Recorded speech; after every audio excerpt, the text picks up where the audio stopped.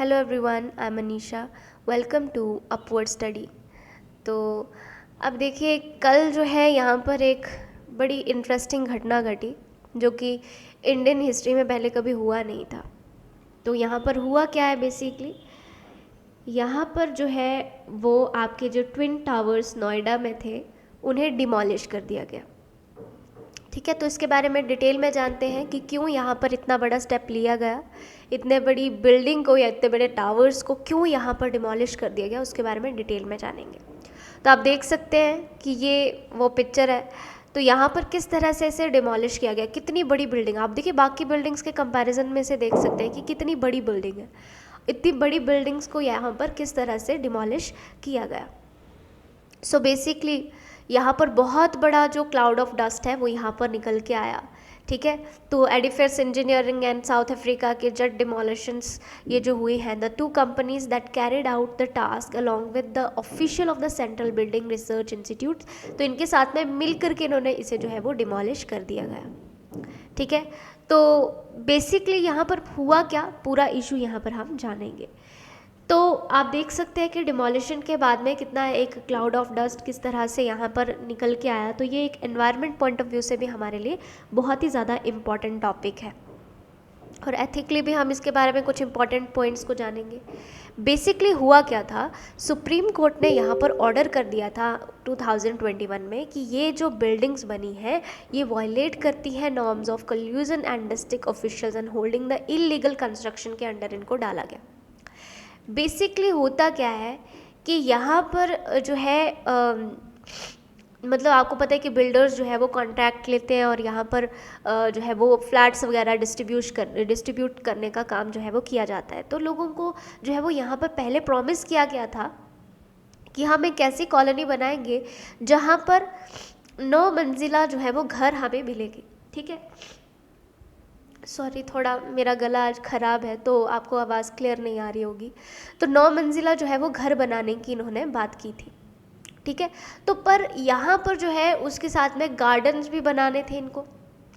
तो जो garden area था वहाँ पर जो है वो यहाँ पर बाद में प्लान चेंज कर करके यहाँ पर बिल्डिंग को बना दिया जाता है, 2 बिल्डिंग यानी ट्विन टावर जिन्हें बोल रहे हैं।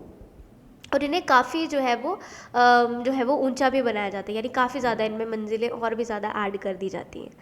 तो बेसिकली यहाँ पर ये जो चेंज आया था तो इसको जो है वो धोखाधड़ी मानते हुए अभी डिमोलिश करवा दिया गया है।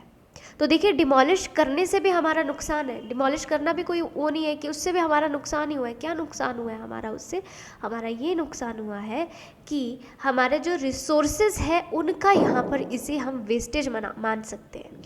रिसोर्सेज का कहीं ना कहीं वेस्टेज हुआ है, और इंडियन हिस्ट्री में ऐसा पहली बार इतना बड़ा हमें जो है वो डिमोलिशन जो है देखने को मिला है।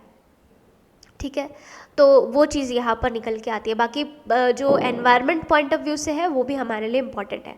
यहाँ पर अभी जो है बोला जा रहा है कि case has revealed nefarious complicity of the planning authority and violation of developer of the provision of the law. तो सुप्रीम कोर्ट ने ये चीज़ को ऑब्जर्व किया कि यहाँ पर जो प्लानिंग अथॉरिटी थी वो भी ढंग से काम नहीं कर रही है, डेवलपर भी अपनी मनमानी कर रहे हैं, यानी करप्शन यहाँ पर हो रहा है। अब देखिए, पॉलिटिकली भी मुद्दा बहुत ज़्यादा उठ गया क्योंकि पॉलिटिकल पार्टी एक दूसरे को एलीज कर रही है, बोल रही है कि नहीं आपके काल में हुआ है ये पूरा का पूरा जो करप्शन है, और दूसरी पार्टी मतलब एक दूसरे के ऊपर वही ब्लेम जो है वो लगा रहे हैं।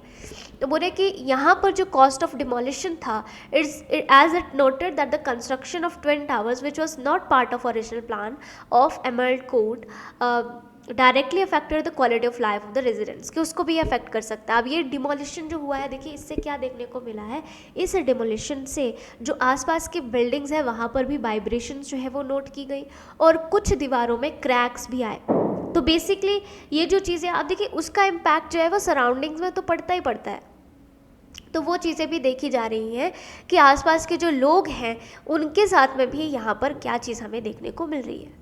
ठीक है, तो बोल रहे हैं कि demolition for housing complexes in, आप देख सकते हैं, मंदरू municipality in Kochi Kerala in January 2020 is the compliance of orders of supreme court, उसी के साथ में चला था ये भी। तो भी 18 से 20 स्टोरी बिल्डिंग को जो है वो इलीगल करार करके जो है वो डिमोलिश कर दिया गया था। अब यहाँ पर देख सकते हैं कि ये जो बिल्डिंग्स थी इनमें जो है वो स्पेस भी नहीं रखा गया था। ओरिजिनली जितना स्पेस बोला गया था उससे भी यहाँ पर कम स्पेस जो है वो रखा गया था, जिसकी वजह से यहाँ पर और भी ज़्यादा प्रॉब्लम देखने को मिल रही थी। ठीक है, और गार्डन एरिया जहाँ पर बनना था वहाँ पर इन्हें बना दिया गया था। तो ये सारा यहाँ पर मुद्दा था। यहाँ पर हमारे लिए important exam point of view से क्या आ जाता है, रेरा एक्ट। अब ये एक्ट क्या है, 2016 का एक्ट है ये है real estate regulation and development act. ठीक है, तो बेसिकली इसकी अगर हम बात कर रहे हैं तो इसको 2016 में पास कर दिया गया था, और ये जो है वो फोर्स में कब आया था, 2017 में फोर्स में आया था, मई 2017 में आ गया था। अब इसका काम क्या है, देखिए ये करता है प्रोटेक्ट जो भी होम बायर्स होते हैं उनको प्लस जो बूस्ट करने में भी हेल्प करता है कि इन्वेस्टमेंट हो सके, जो भी यहाँ पर रियल एस्टेट सेक्टर में जो है वो लोग डेवलप करेंगे, बिल्डिंग्स को वगैरह को बनाएंगे, तो उसमें इन्वेस्टमेंट्स हो सके, ये भी ये चीज़ देखता है।